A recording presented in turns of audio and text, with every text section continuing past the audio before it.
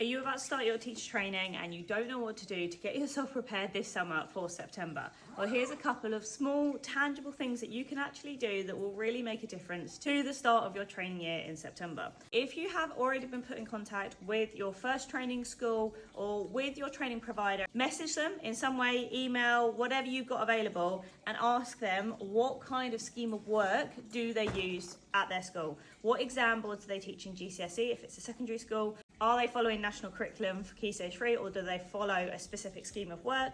If it's primary, I'm sure you can be asking the same sort of questions. What I then went and did specifically for GCSE was I went away and found revision guides specific to the exam board that I was going to be teaching. And then I just went and started to revise. I actually didn't get very far through it. I'd only really briefly touched upon some of the earlier topics, but there was so much more to learn as I went on. And you'll find that you can't learn it all in one summer. But just having a little bit of an understanding and even having those revision guides came in so handy during my training years. Also, in your training year, I strongly recommend you get a physical planner. You might find later on in your teaching career that a physical planner just doesn't suit you, but definitely at the start, try it out.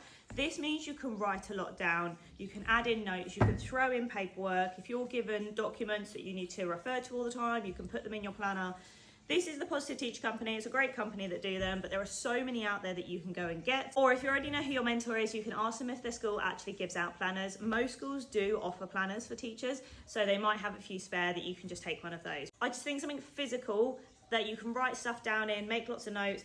It's actually very, very handy to be able to keep documents somewhere close to hand because you will be given so much information. If you can just keep it in one place, that will make your life a lot easier. And finally, something you can do during summer, which is really going to pay off long term, is starting to think about your teacher wardrobe and build a little bit of a capsule wardrobe.